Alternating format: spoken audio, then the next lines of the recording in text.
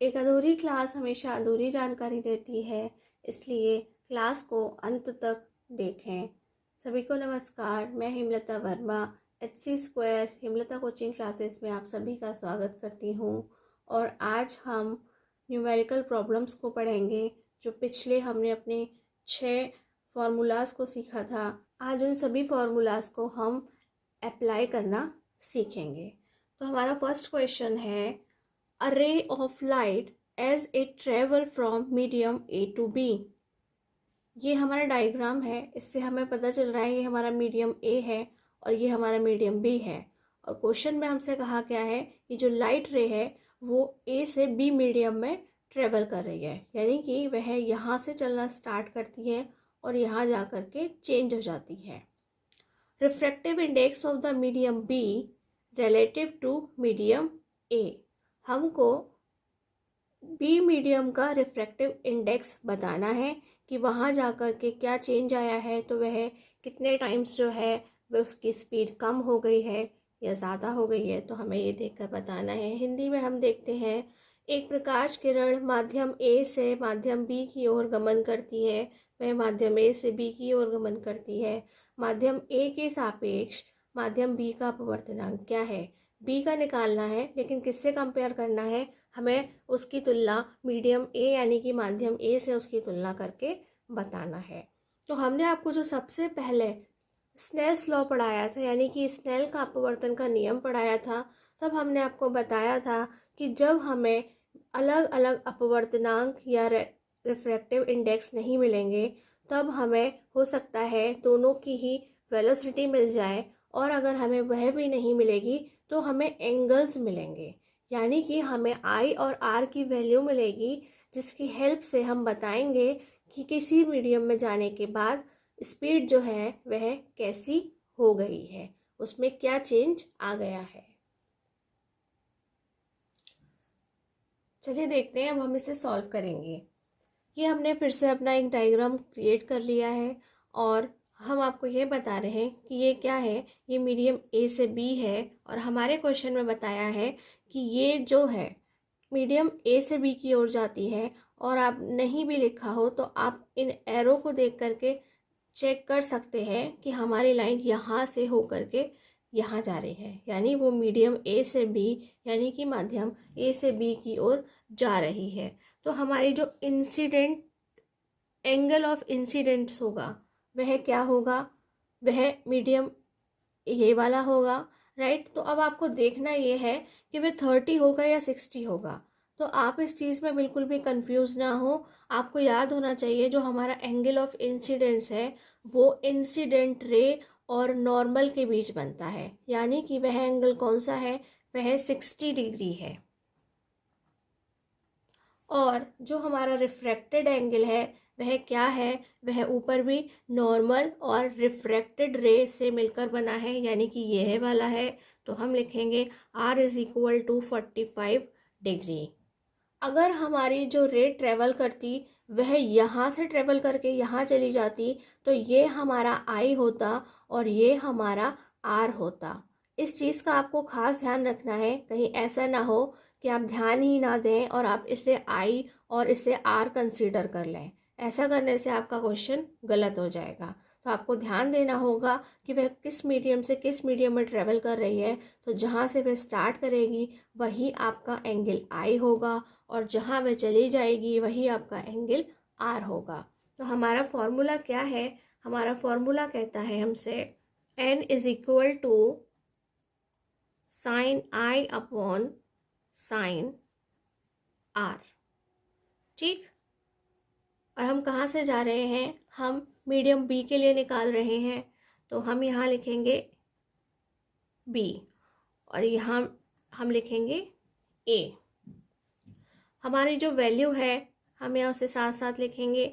Sign आई की जगह हम लिखेंगे 60 डिग्री और हम साइन आर के लिए लिखेंगे साइन 45 डिग्री।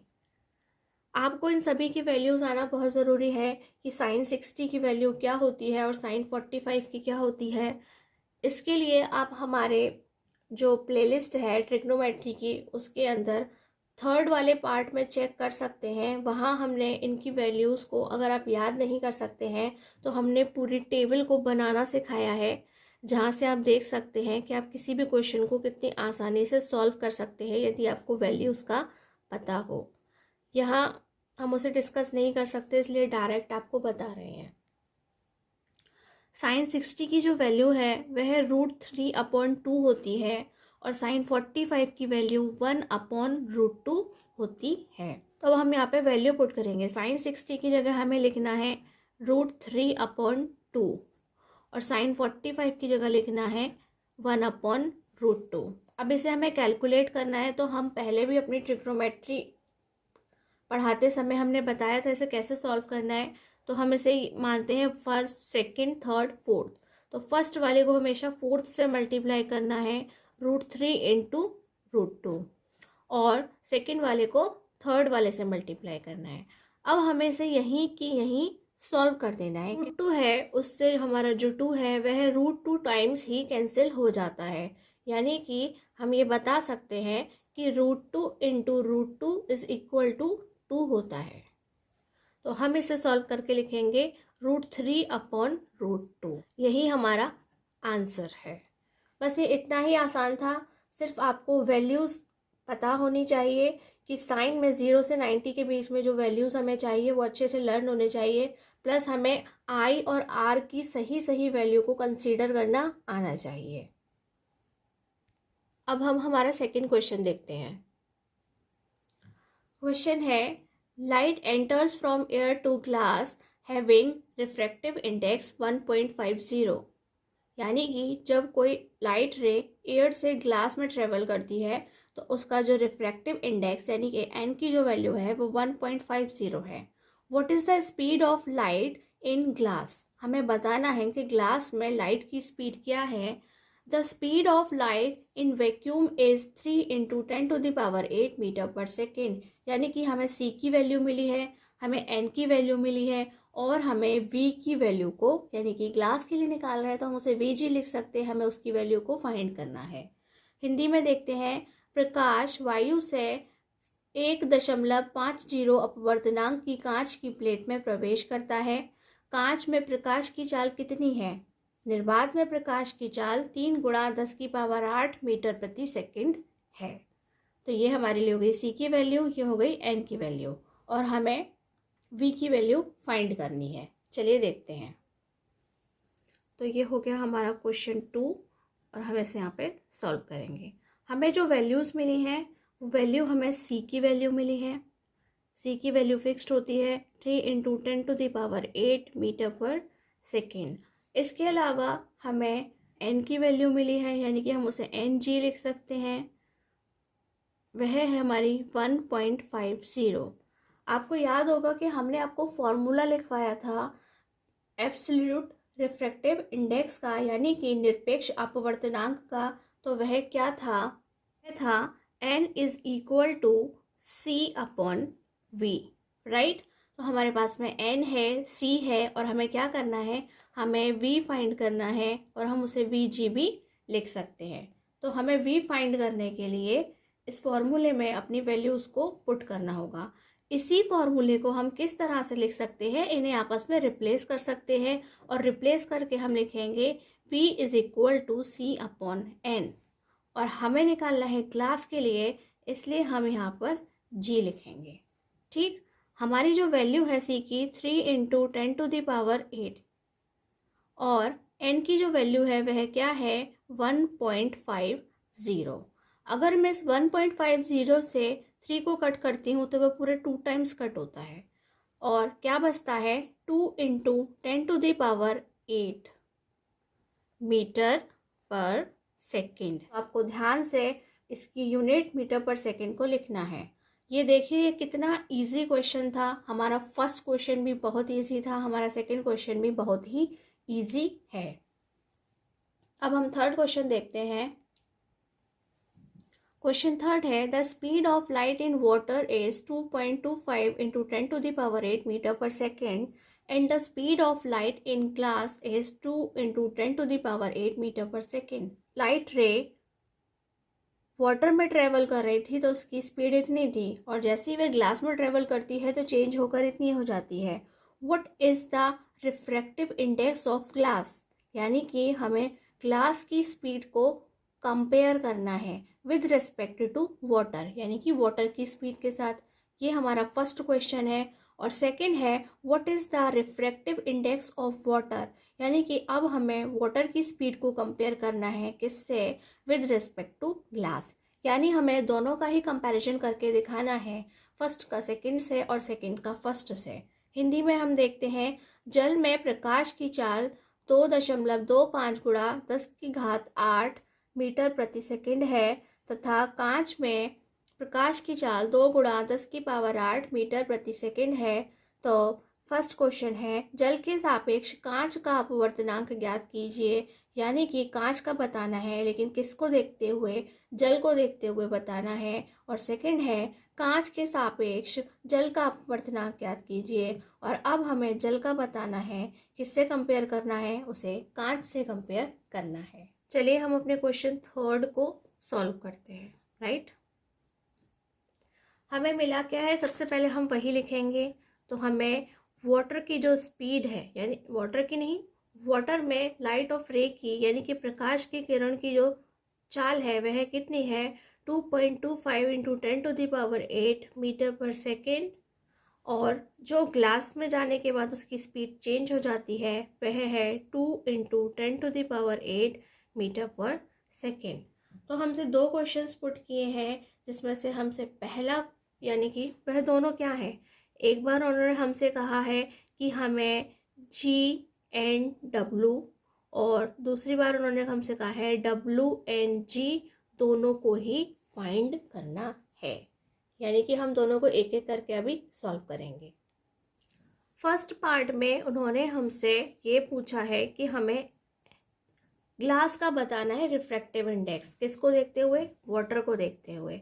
एक तरीका तो ये है लिखने का, लेकिन दूसरा तरीका क्या है, हम उसे लिखेंगे NGW, यानी कि हम जी का रिफ्रैक्टिव इंडेक्स निकाल रहे हैं लेकिन वाटर के साथ कंपेयर कर रहे हैं। आपको दोनों ही तरीके से लिखना आना चाहिए, क्योंकि आपके सामने ये किसी भी तरीके से लिखा हुआ आ सकता है। तो हमने आपको बताया था ये इन्वर्सली प्रोपोर्शनल होते हैं, यानी कि हमें उल्टा लिखना है जब हम वेलोसिटी की बात करेंगे।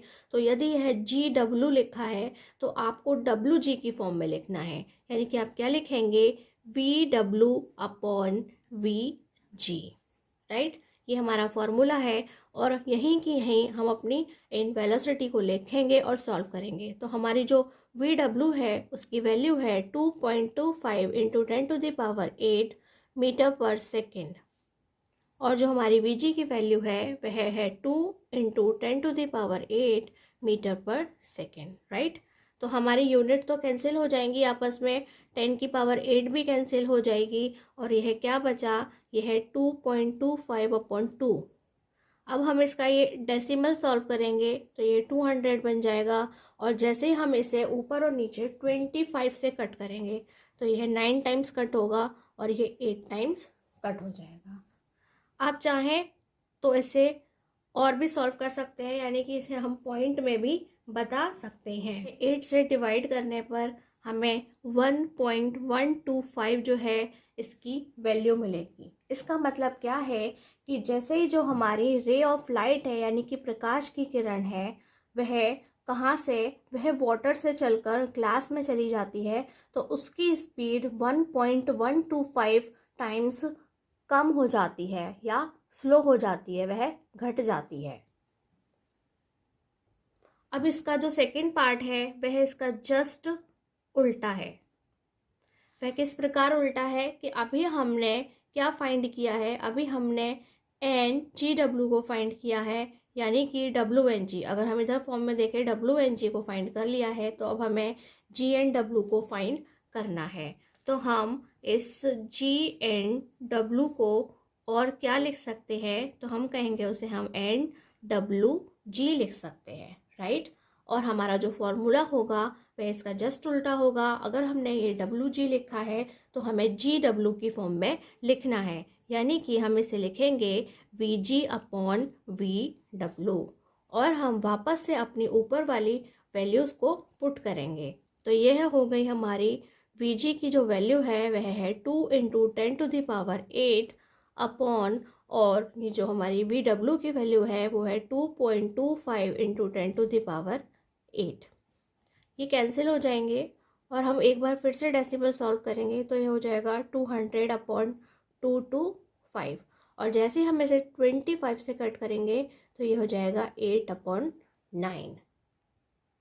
और हम जब 9 से 8 को डिवाइड करते हैं तो हमारी क्या वैल्यू आती है, वह 0.89 समथिंग आती है। हम अपना क्वेश्चन 4 देखते हैं। अब तक हमने अपने 6 में से 4 फॉर्मूलों को अप्लाई कर लिया है, और जो हमारा लास्ट क्वेश्चन है उसमें भी हम अपने बचे हुए 2 फॉर्मूलों को अप्लाई करेंगे। हमारा 4th क्वेश्चन है, refractive index of glass is 1.5, यानी कि उन्होंने हमें सेपरेट दिया है, ग्लास का जो है वह 1.5 है, and that of water is 1.33, और वाटर में वह जाकर के 1.33 हो जाता है। What is the refractive index of glass with respect to water, यानी कि अब वे हमसे ग्लास का पूछ रहे हैं लेकिन वाटर से कंपेयर करके वह कितना हो जाएगा। ये अभी सेपरेट है, लेकिन इसे वाटर से जैसे ही कंपेयर कर देंगे तो ग्लास का कितना हो जाएगा। और सेकंड है, what is the refractive index of water, अब वह हमसे वाटर का पूछ रहे हैं लेकिन किससे कंपेयर कर रहे हैं, विद रिस्पेक्ट टू ग्लास, और अब वह उसे ग्लास के रिफ्रैक्टिव इंडेक्स से कंपेयर कर रहे हैं। हिंदी में हम देखते हैं, वायु के सापेक्ष कांच तथा जल के अपवर्तनांक क्रमशः 1.5 तथा 1.33 हैं, यानी कि 1.5 और 1.33 है दोनों के। पहले कांच लिखा था यानी कि यह कांच के लिए है, फिर जल लिखा था यह जल के लिए है। जल के सापेक्ष कांच का अपवर्तनांक ज्ञात कीजिए, यानी कि हमें कांच का बताना है लेकिन किससे तुलना करनी है, उसकी जल के अपवर्तनांक से तुलना करनी है। और सेकंड है, कांच के सापेक्ष जल का अपवर्तनांक ज्ञात कीजिए, यानी कि अब हम जल का है वो कंपेयर करेंगे किससे, हम उसे कांच के अपवर्तनांक से कंपेयर करके बताएंगे, यानी कि अब हमें एन वाले फॉर्मूले को अप्लाई करना है। अब हम अपना क्वेश्चन 4 जो है उसे सॉल्व करते हैं। हमें वैल्यू क्या क्या मिली है, हमें एन जी की वैल्यू मिली है 1.5, और एन डब्ल्यू की जो वैल्यू मिली है वह 1.33 मिली है। और हमसे 2 क्वेश्चंस पूछे गए हैं। फर्स्ट जो है उसमें पूछा गया है कि हमें डब्ल्यू एन जी, या फिर हम कहेंगे एन जी डब्ल्यू, यानी कि हम जी को कंपेयर कर रहे हैं डब्ल्यू से। हम ग्लास में जो ग्लास का जो रिफ्रैक्टिव इंडेक्स है हम उसे वाटर के रिफ्रैक्टिव इंडेक्स से कंपेयर कर रहे हैं। तो यह हमारा जो है वह पहला क्वेश्चन मार्क है। सेकंड है जो हमसे पूछा गया है वह क्या है, वह इसका जस्ट उल्टा है, यानी कि हमें जी एन डब्ल्यू, या हम कहेंगे G N W G find करना है। तो सबसे पहले हम फर्स्ट को देख लेते हैं, तो हम लिखेंगे एन जी डब्ल्यू, राइट, और ये एन जी डब्ल्यू। आपको याद होगा कि यह बिल्कुल डायरेक्टली लिखना है, इसके लिए हमें इन्वर्सली प्रोपोर्शनल में नहीं लिखना है। अगर ये जी डब्ल्यू की फॉर्म में है तो हमें भी जी डब्ल्यू की फॉर्म में लिखना है, यानी कि N G upon N W. और अब हम इसे सॉल्व करेंगे। ऊपर हमें वैल्यू मिली है वह है 1.5, इसे हम 1.50 भी लिख सकते हैं, और इसे हम 1W की जो वैल्यू है वह 1.33 है। मैंने पॉइंट सिर्फ इसीलिए एक ज़ीरो सिर्फ इसीलिए लगाया है ताकि इनके जो प्लेसेस हैं वह इक्वल हो जाएं और हमें सॉल्व करने में आसानी रहे। तो मैं इसके जो डेसिमल है या पॉइंट है उसे हम हटा देते हैं, तो यह बचेगा 150 अपॉन 133, और जैसे ही हम इसे डिवाइड करेंगे तो इसकी वैल्यू 1.127 के समथिंग आएगी। ठीक है, और यही हमारा आंसर है इसका, राइट। और इसके अलावा ये हमारा जो सेकंड है, अब हम इसे करेंगे तो हम इसे लिख रहे हैं एन डब्ल्यू जी, या हम यहाँ से लिखेंगे तो एन डब्ल्यू जी, इन दोनों तरीके से लिख सकते हैं। और अब हम इसे सिंपली लिखेंगे, ये भी डब्ल्यू जी की फॉर्म में है तो हम भी डब्ल्यू जी की फॉर्म में लिखेंगे। और फिर से अपनी वैल्यूज़ को लिखेंगे, यानी कि उल्टा कर देना है बिल्कुल, और एक बार फिर से सॉल्व करना है। तो जैसे ही हम इसे 150 से डिवाइड करेंगे तो इसकी जो वैल्यू है वह लगभग 0.89 आएगी। इस प्रकार हमने अपने इन 4 क्वेश्चंस के अंदर अपने पूरे के पूरे 6 फॉर्मूलेस को अप्लाई करना सीख लिया है। और इस तरह से हमारा जो टॉपिक है रिफ्रैक्शन ऑफ इंडेक्स का, हमने उसे अच्छे से कवर कर लिया है। और आज की आपको यह क्लास कैसी लगी हमें ज़रूर बताएं। और अगर आपको क्लास अच्छी लगी है तो प्लीज़ कमेंट ज़रूर करें और इसे अपने फ्रेंड्स और फैमिली के साथ में शेयर ज़रूर करें, या फिर ऐसे बच्चों के साथ में शेयर करें जो 10th क्लास में पढ़ते हो या 10th क्लास में आने वाले हों, तो वह दोनों के लिए ही हेल्पफुल रहेगा। यदि आपके पास में कोई सुझाव है इस चैनल को और अच्छा बनाने के लिए, बेहतर करने के लिए, तो कृपया वह सुझाव भी हमें ज़रूर दें। आज की क्लास में सिर्फ इतना ही। सभी को नमस्कार, धन्यवाद।